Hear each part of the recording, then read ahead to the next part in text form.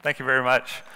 Been here since this past Saturday with my family doing all the tours and the hikes, and your country defies words. It's been an extremely rewarding experience. I also have to say that I've knocked another thing off the bucket list, and that's the ability to wear one of these microphones. So today we're going to talk about extending area under the curve. And I think what you'll be getting a sense of by listening to each of our speakers is that when we talk about extending lifespan, the way that we do that is by extending health span. That is the way to extend lifespan. And there are many different researchers, companies that are looking at life extension. And I would like to encourage them that if you want to know where to look to those four basic pillars that Dr. Chatterjee talked about. So as a little bit of background as to how I came to this talk, I'll talk a little bit about myself. Like Gudmundur, I'm an emergency physician. And I am also an exercise geek who runs a business that is just basically a hobby gone wild. But to give you some sense of what the two sides of my professional life are like is first is in the emergency room, particularly in the United States, but in emergency rooms across the world. It is hard to describe to you just how unhealthy a population we're dealing with and how sick people really are. Combine that with the fact that we are dealing with the sickest of the sick, both chronically and acutely, in an environment that is highly unstable. So most medical systems, on a broad aspect, the system itself is largely built upon restricting access.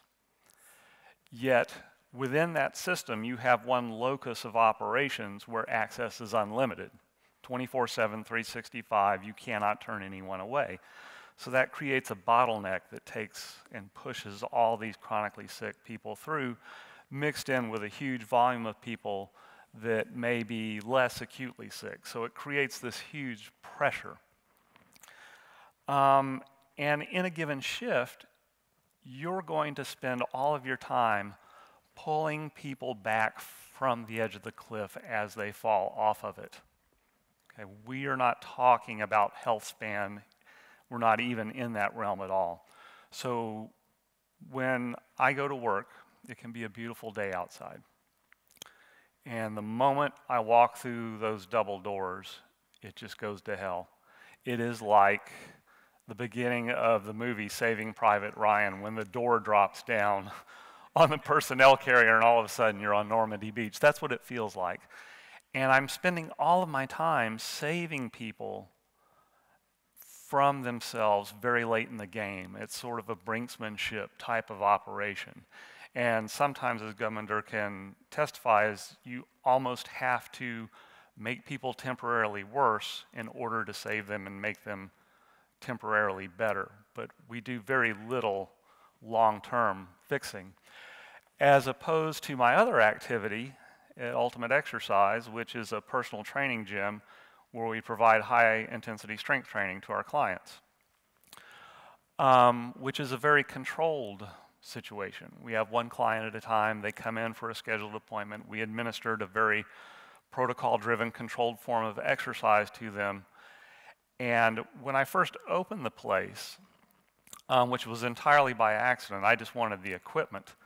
And turns out that the weight of the equipment was not going to work out in my house, so I rented a space, and then I thought, maybe we can do personal training here. So I had this vision in my head that it would be a place for really fit people to come and work out and be really serious. But what we attracted were very average people and people that had health issues. And what I started to see over time is that that's where I was making my big impact. Because we'd have people that were type 2 diabetics come in, and after 12 weeks of training, all of a sudden they were having problems with having hypoglycemic spells during the day. And lo and behold, they had to go off of their oral hypoglycemics. We have patients with essential hypertension that were on blood pressure medicine that seemingly 12 weeks seemed to be like the magic marker. All of a sudden, they were becoming hypotensive and having near syncopal episodes. They go and visit their doctor and they had to be taken off their medication because they were no longer hypertensive. And I never went into this even thinking about that because I started Ultimate Exercise 20 years ago in 1997. I was 35. You know, I'm not thinking in those terms at all.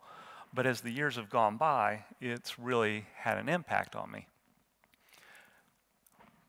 And I started to realize what we're devoting ourselves to at Ultimate Exercise is something that was a phrase coined by Arthur Devaney, who many of you will know is sort of the father of the ancestral health movement. And he coined this term called physiologic headroom. And I like to think that that's what we're about when we're training clients. And what physiologic headroom is, basically, is the difference between the most you can do and the least you can do. So what we're trying to do is we're trying to build that physiologic capability, because what we're finding is when we do that, all sorts of other health benefits happen as a consequence of that. And what I like to see is for that physiologic headroom to be preserved over a long span of time, because that creates an area under the curve over the course of a lifetime, and that's what we are discussing today and that we term health span. And that becomes important because the way most people in contemporary Western society are living is starting in the early to mid-20s, you start to have a diminution of physiologic headroom, and it declines fairly precipitously over the course of a lifetime.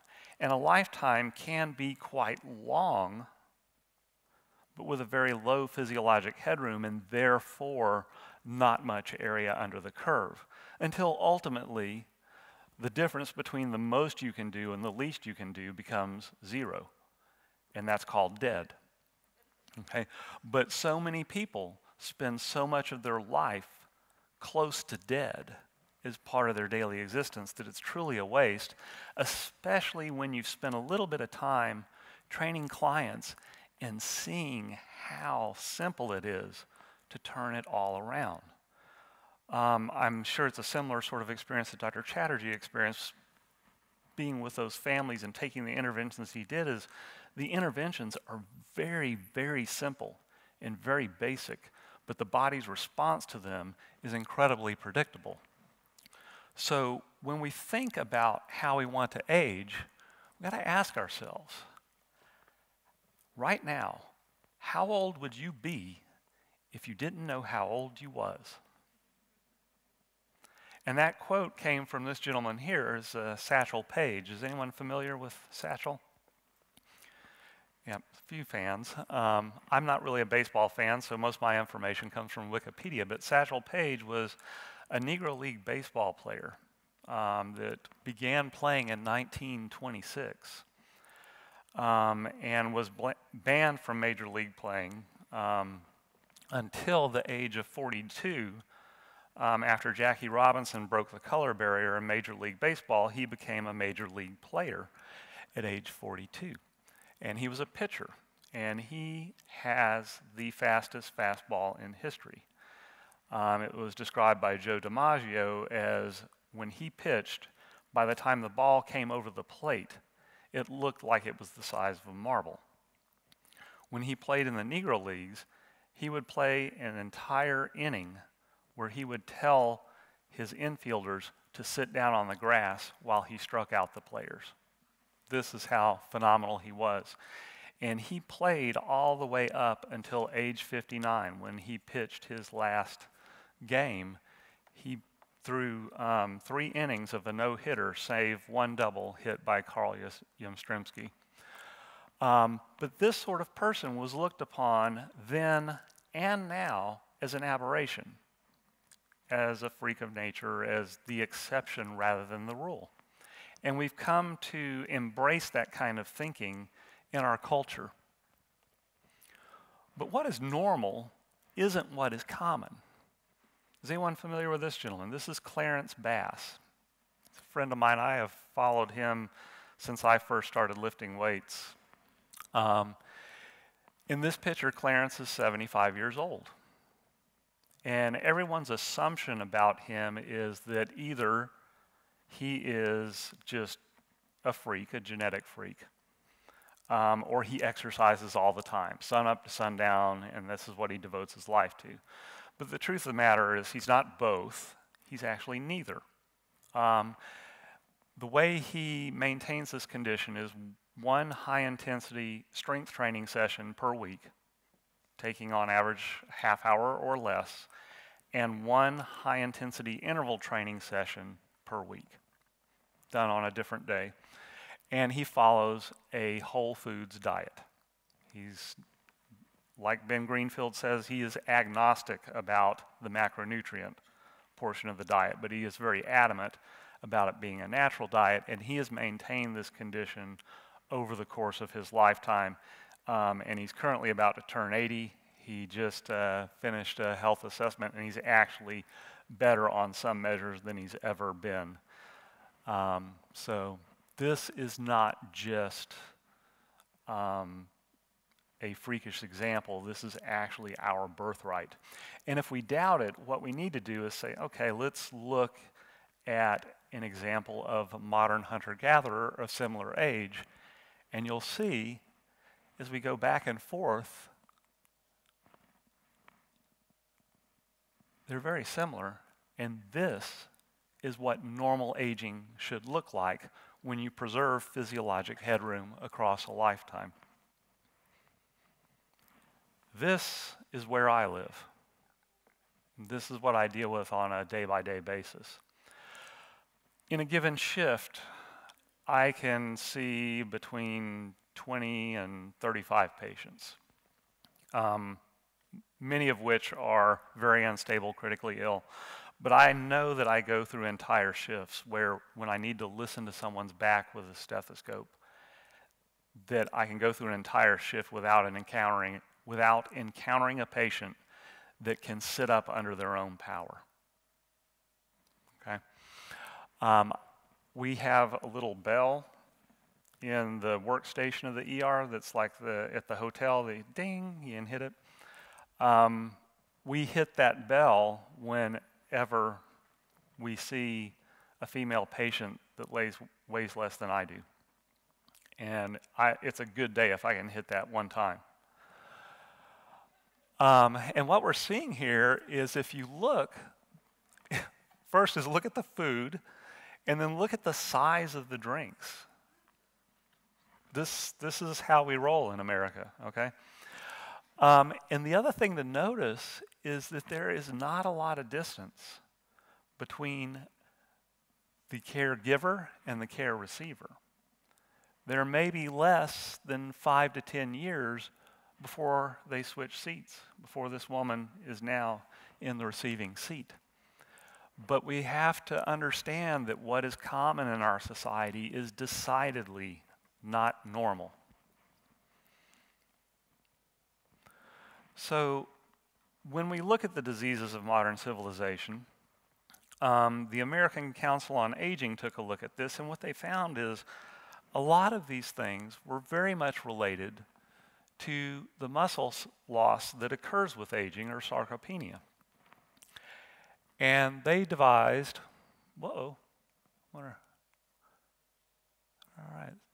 they devised 10 biomarkers of health. And this was not necessarily based on scientific data as much as it was just on expert opinion. But we will kind of tackle them one by one. And since they didn't all make it on my slide here, I'm very paleo in my PowerPoint skills, as you can see. We'll just tackle them one by one. So 1 and 2 is muscle mass and strength, which I like to think of as actually being one and the same because they are interchangeable somewhat. And strength is in and of itself a good thing. It's independently associated with your functional ability, what you're able to do in day-to-day life, as well as your balance. But more importantly is I've really gotten hooked lately on this whole concept of myokines. And myokines are basically the cytokines that are generated by skeletal muscle as they do demanding work. And they have a powerful endocrine signaling-like effect on all the other tissues of your body. And they are a category of cytokine that are anti-inflammatory in nature. And they oppose the inflammatory cytokines that are released by adipose tissue, particularly central adipose tissue as opposed to subcutaneous adipose tissue. So they serve both as a wellspring of beneficial hormones and signaling, and also contribute to our functional ability. So I put this slide up because I wanted to emphasize just outside of its metabolic effect, its functional effect is so important. Recently, my Department of Emergency Medicine had a journal club where we invited the director of trauma, Rick Miller, from Vanderbilt University to speak to us. And his topic was actually to speak about multitrauma in the frail elderly, which I thought was kind of unusual because when I came up in training, trauma surgery was sort of the Indiana Jones type specialty of medicine because you were dealing with knife and gun club and trauma related to sporting and physical activity. It was a very dynamic specialty. But now the trauma service has morphed into a modified nursing home because now multiple trauma from elderly falls has displaced the knife and gun club as the #1 representative on the trauma service. And what they're finding is before, trauma usually affected the young and healthy, and it was managing them resulted in a quick turnaround and a return to health, whereas this is resulting in a long, steady decline and ultimately death. And he made an astounding statement as they had some physical therapists that were doing a research project with them. And what they discovered is simply by looking at can this person get up out of a chair, they could predict the mortality from their multiple trauma patients. So the people that could just stand up out of a chair unassisted generally did as well as the younger cohorts. By the time you have to use your arms to push to stand up out of a chair, mortality from multi-systems trauma starts to approach 50%. By the time an elderly person cannot get out of a chair without the assistance of another person, mortality is approaching 100%.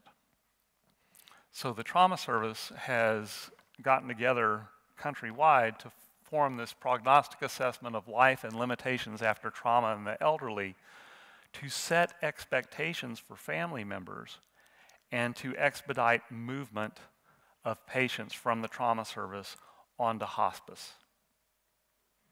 So if that doesn't drive home for you the value of functional ability as it relates to your strength, that really did for me, and it made me really realize what we were doing for my clients at Ultimate Exercise.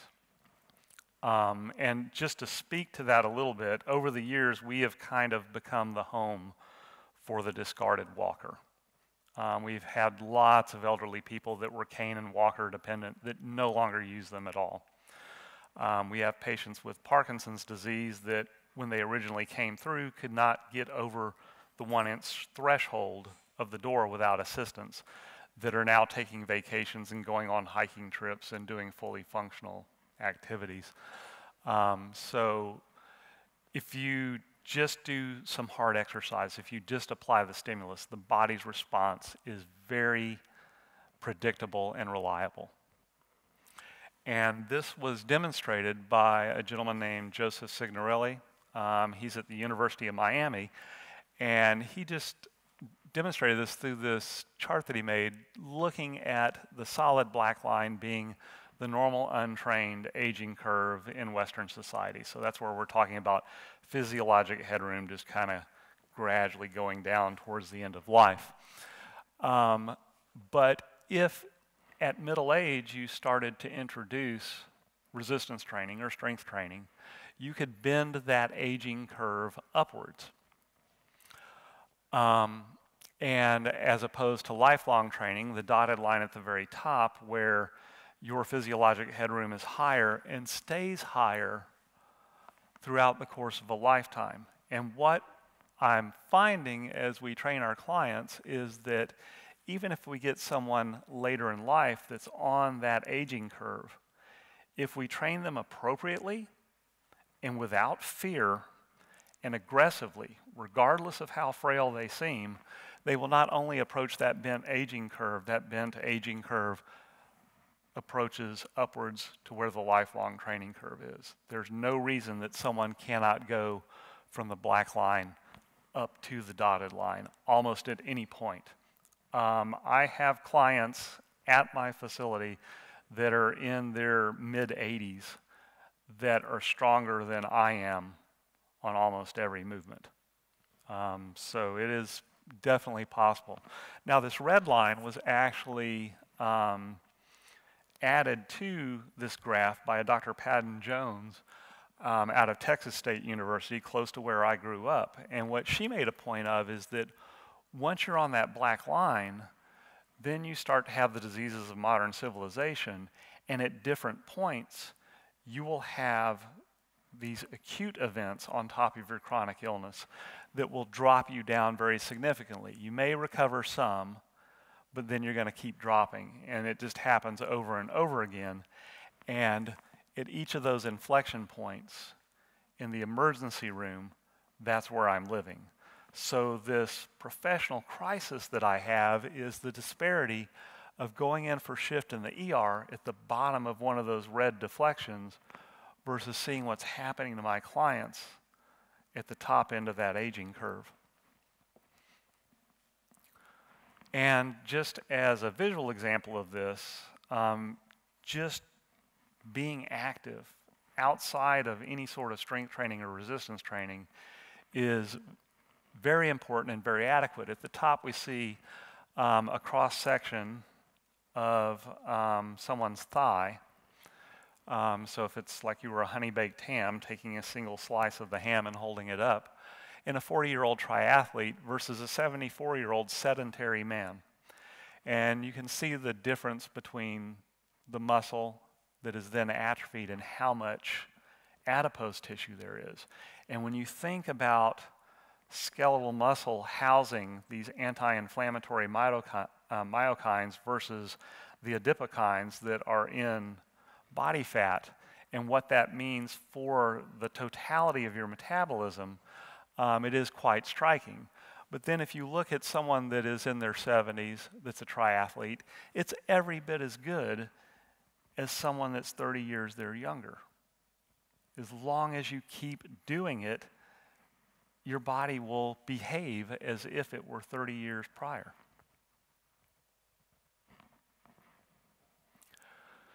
So how quickly can you turn this around? Well, if you're using resistance training, the skeletal muscle and its plasticity and its responsiveness is extremely well preserved, and it's like shooting fish in a barrel to get a response out of people.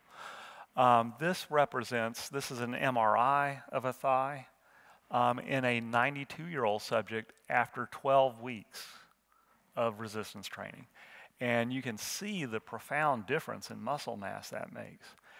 And the difference that that makes for someone at that age in terms of their lifestyle is incredible. And we'll have clients come in, and they'll be 4 or 6 weeks into their workout program before anything really in terms of body composition or how you look in a mirror or how your clothes fit is really changing. But they will come and they say, you know, I was at the grocery store, and I bought this 40-pound bag of dog food. And I went out to the car, opened the trunk, and I picked it up and put it in the trunk with one hand, and then made the realization is did I just do that?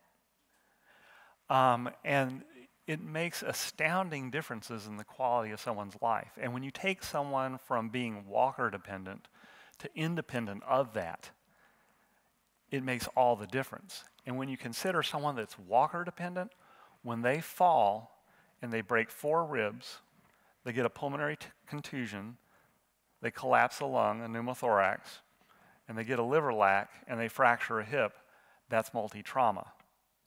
Someone that is walker dependent probably cannot get up out of a chair. So not only have we changed the quality of their life, we've saved their life, because those people are one fall away from being dead. And that's just really cool to think about. So another hot topic in terms of health is bone density. Osteoporosis and how to treat it are all the rage nowadays. And this topic in particular makes me crazy because I always have clients come into my facility with their DEXA scan results. And they're all upset about them. They say, oh, I'm osteoporotic. My doctor tells me I got to get on bisphosphonates. And to me, it really feels as if the DEXA scanning is just a marketing tool to sell bisphosphonates, Fosamax or whatever. And the interesting thing is the exercise protocol we use in my shop was originally devised for an osteoporosis research project. So they had elderly women with very frail bones. They wanted to make certain that they did not create fractures while administering weight training to them. So they came up with this slow movement protocol. We're going to make sure they lift very slowly over 10 seconds, lower very slowly over 10 seconds. Force is mass times acceleration. So we're going to try to limit acceleration forces so that we can diminish force and not injure anyone. And what they found, just completely serendipitously, was that their rate of strength gain was much quicker than what they were used to seeing. And the response in terms of bone mineral density was also disproportionate.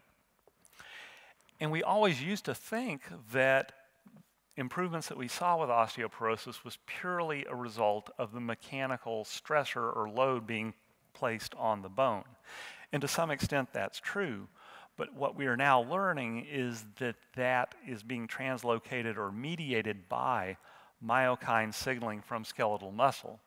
So now what we realize is that strength reductions always precede osteoporosis or bone mineral loss, and that strength increases predict improvements in bone mineral density, and that we're finding that this is likely due to myokine signaling from interleukin 15. So the other, number 4, is body composition. So that's not just a matter of calories in, calories out. I don't have to sell this to this audience at all. Normally I do. But when you're not paying attention to the 4 pillars that have been talked about today, you, particularly when in regard to diet, you ruin the body's ability to give and receive signals. And when things get out of balance, you create a situation where the body's tissues become in competition with each other. And what happens is, as someone becomes metabolically deranged, gets metabolic syndrome, starts to become obese, the cytokine signaling from adipose tissue outweighs and outcompetes signaling from myokines or inflammatory tissues. And I always had this notion in my head that the body was always a homeostatic organism. But I was divested of that opinion over the years. As an emergency physician, you will look at a lot of CT scans. And I always had this notion in my head that obese people, underneath all that fat, would have big muscles because they're chronically lifting weights. But instead, what I saw is when you look on the CT scan, like we did with the sedentary 74-year-old, what you'll see with an obese person is incredible amounts of muscle atrophy. So the external oblique muscle over here, we'll investigate obese people are having horrible flank pain. Is it kidney stones? Do you have a kidney infection? Is it gallbladder?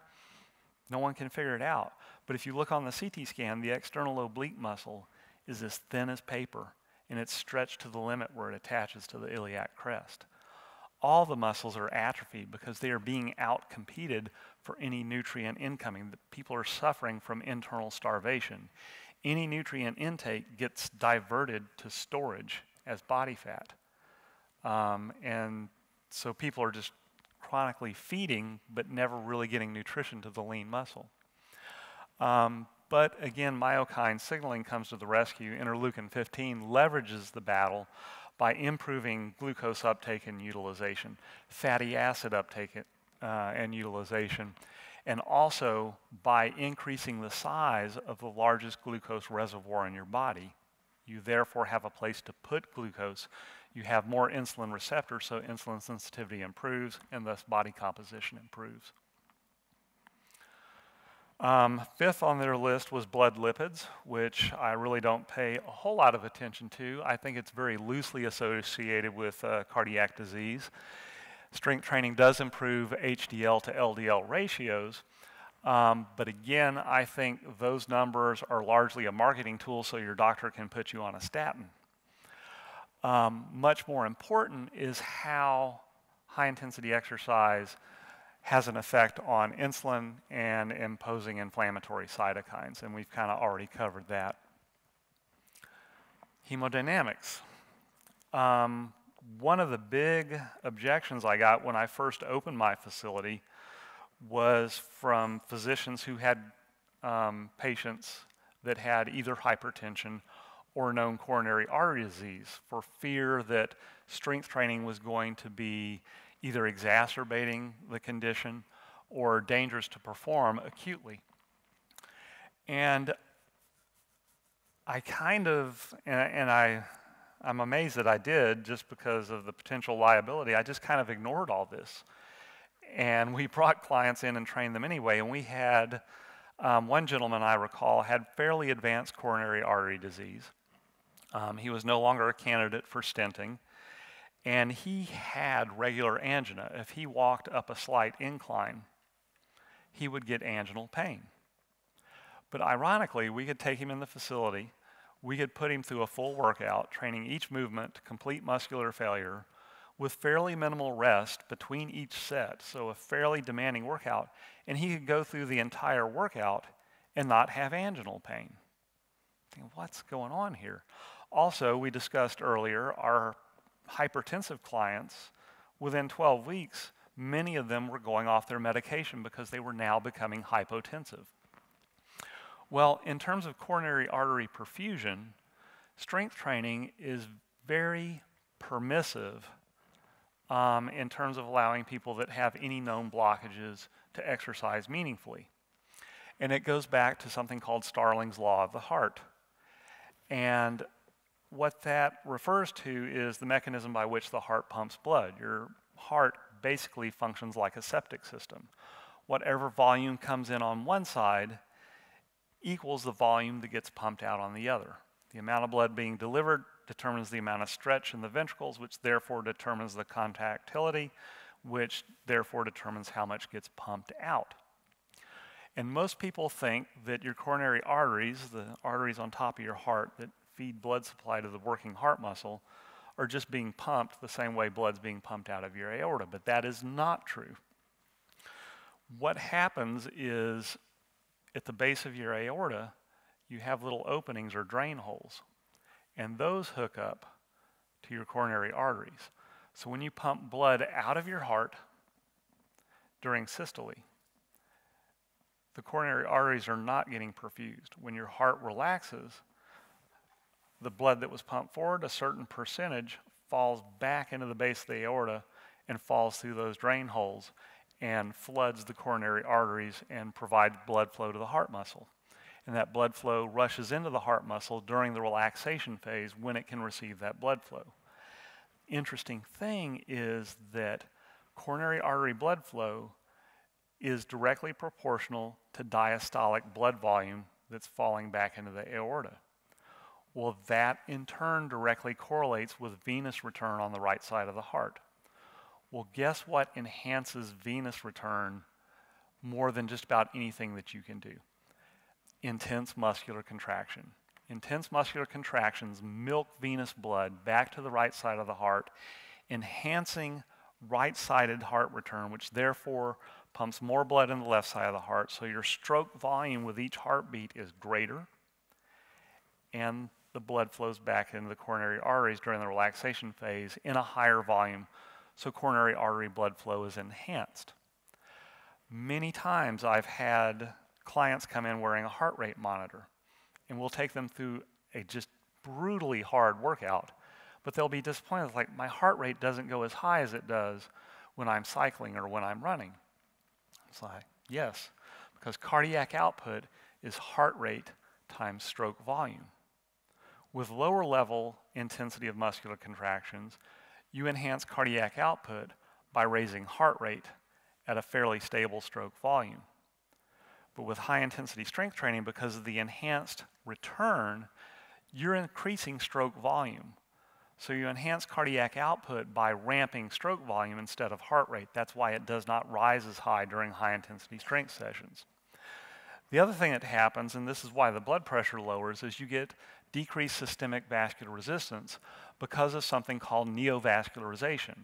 You lay down new skeletal muscle that has to be perfused, so you get development of new blood vessels, or angiogenesis. That increases the surface area through which you distribute your blood volume, and therefore your pressure drops. Another important aspect that's starting to be realized is that angiogenesis can be a good or a bad thing depending on where you spend your angiogenesis. And if you fail to spend your angiogenesis on skeletal muscle, your risk of spending your angiogenesis on tissues that are dysregulated and is starting to become cancerous will take place there instead of elsewhere. So you're shunting that activity to somewhere where it's actually beneficial. Here's a biggie, which is blood glucose control. Now, the neat thing that high intensity exercise does is it exploits an ancient adaptation, which is flight or fight.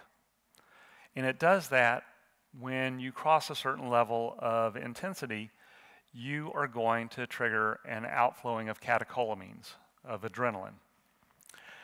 And that taps into your glucose reservoirs like crazy, and skeletal muscle is your largest glucose reservoir. You can store about 70 grams of glycogen in your liver, and that's largely used to maintain stability of your blood glucose for the benefit of your brain. But you can store about 250 grams of glycogen in your skeletal muscle. And the glycogen that's there is for on-site use in the skeletal muscle.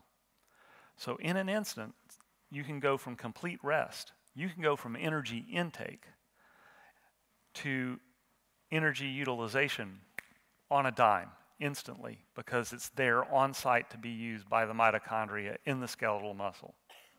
Okay?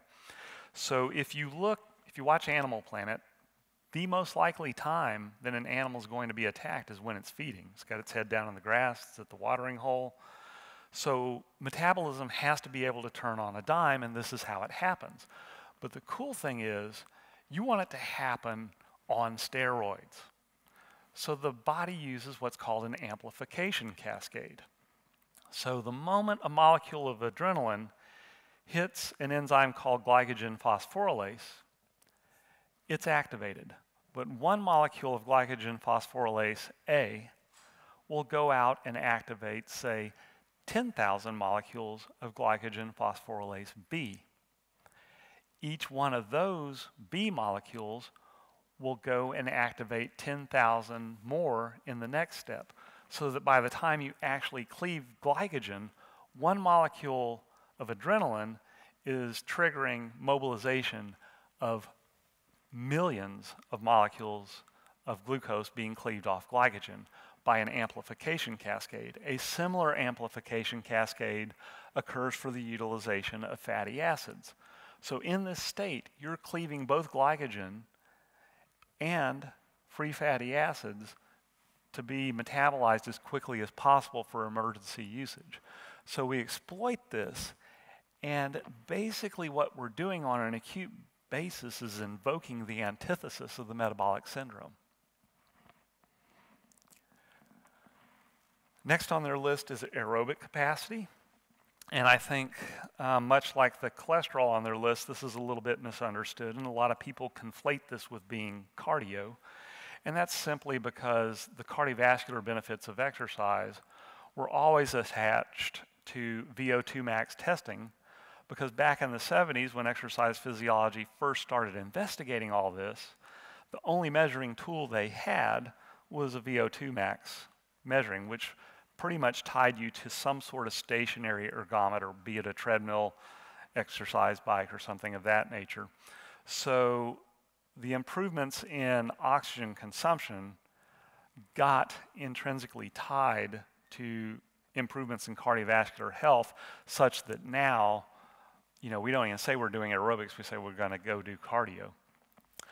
But the important thing to realize is that the aerobic subsection of metabolism, that which occurs in the mitochondria,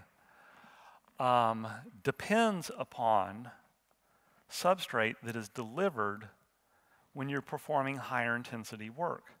So you start off in that gigantic diagram of metabolism at the beginning of the day. You start off with glucose, and it goes through about a 20-step process in the cytosol, or the liquid portion of the cell, and gets metabolized down to a chemical called pyruvate. And that's anaerobic metabolism, which is very ancient. Mitochondria actually got into our cells as a parasitic infection, which became symbiotic. These protobacteria got into the cytosol of the cells to eat their waste products, which was pyruvate.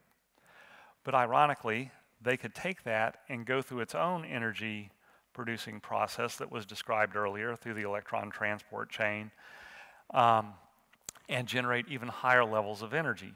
But the important point to realize is when you're doing high intensity exercise, what you're doing is you're taking glucose and you're delivering pyruvate to the mitochondria at a much, much faster rate. The rate at which you deliver pyruvate into the mitochondria determines how fast you can turn the aerobic cycle.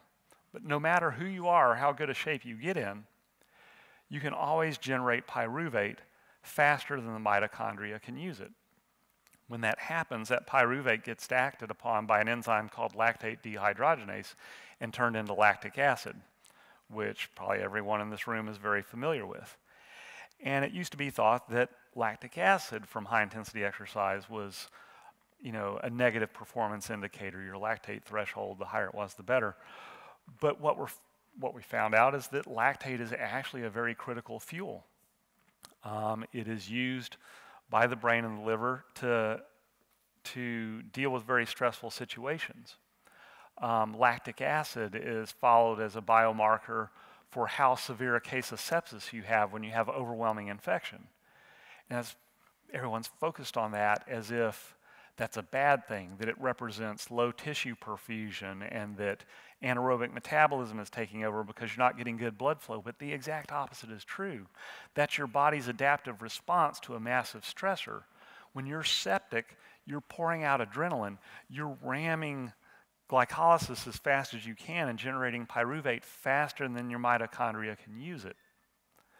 So this is why high-intensity interval protocols work so well for aerobic improvements, because you're actually delivering the substrate to the aerobic subsegment of metabolism as fast as possible, and that's the way you condition it. Sure, you can get there by doing 2-hour road rides at a moderate to low level, but you can get the same level of improvement with a much shorter high-intensity interval training protocol, and that's why.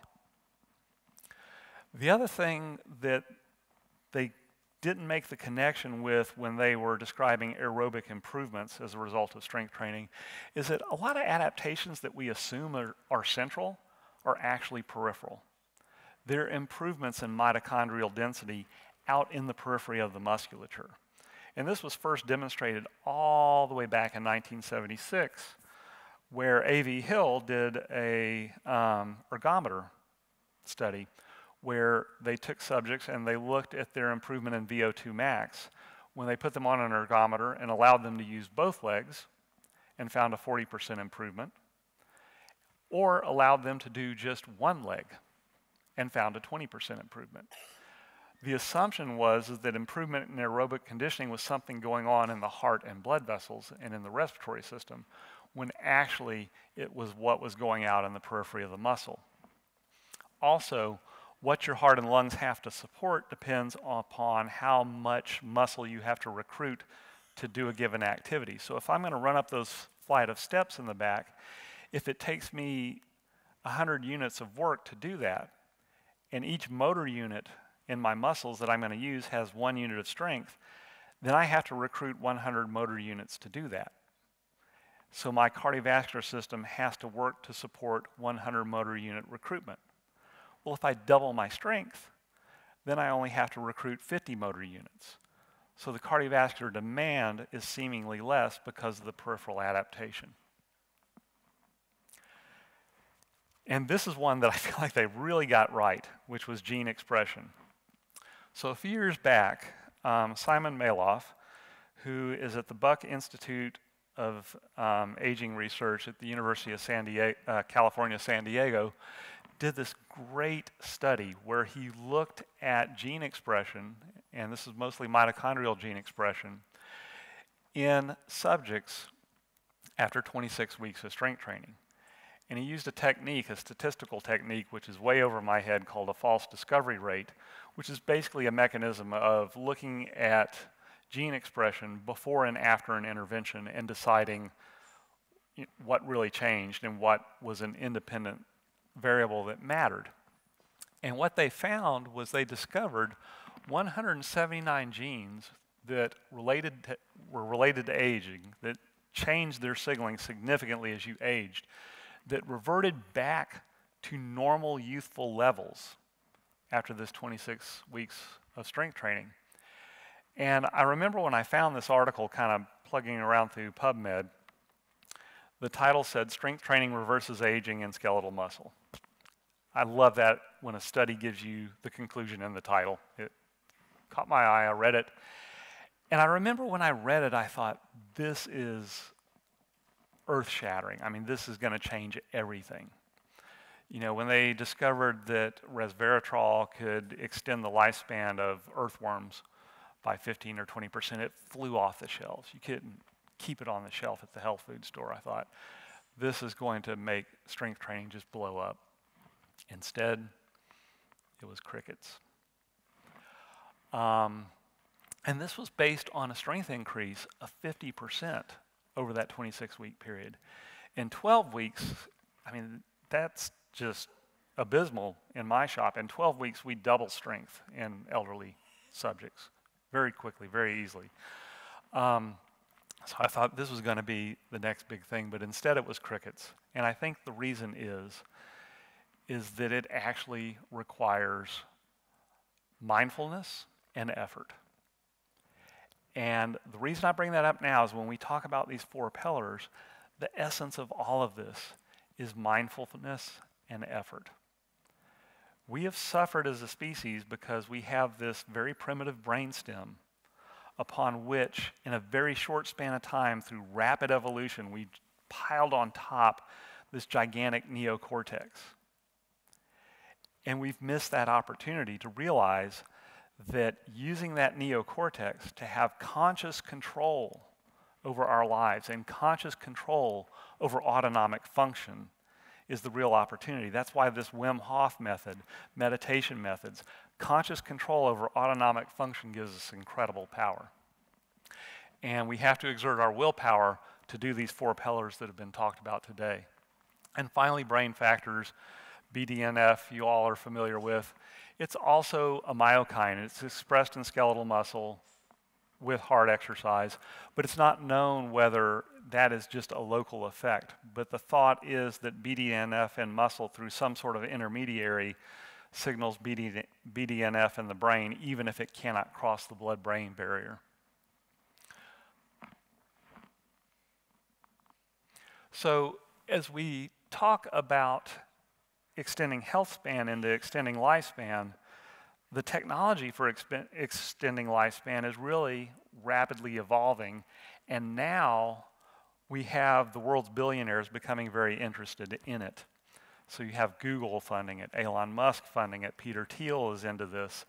So it's not like we have to depend upon an economy and NIH funding for any of this to necessarily take place, so it's probably going to accelerate, which for a guy my age is important because I feel like Indiana Jones, you know, where he like rolls underneath the closing stone door and grabs his whip at the last second. If I'm going to get in on this, it's going to be like that. So this sort of stuff we're talking about today to extend health span is the bridging technology to where all of us may be able to take advantage of this, where people in this room will live to 140, 150 years vibrantly. But the paradox of that is, in 2016, New England Journal of Medicine special report, last year was the first year in the United States where life expectancy decreased. From the turn of the 20th century all the way up to 2016, every year life expectancy was improving. This was the first year that we have slid backwards. And one of the fears and one of the ethical dilemmas that may come to pass is that the technology that these billionaire tech people are investing in, it may be possible to extend lifespan irrespective of health span. And then what do you do? Because if you apply that technology without any means testing for whether this person has bothered to improve their health span or not, you will take the collapsing healthcare system and just crush it. And that's going to be a real ethical dilemma to come. So in the end, I'm not talking at all about the specifics of my exercise protocol because I really just don't think it matters anymore. What I think does matter is that you stress your skeletal muscle. Don't be afraid to be aggressive about it. And the benefits that come from it will dovetail in with everything else that you've heard today. And it doesn't have to be perfect, just get started. And I think that will serve as a bridge to the technological advances that are coming. And I appreciate your attention.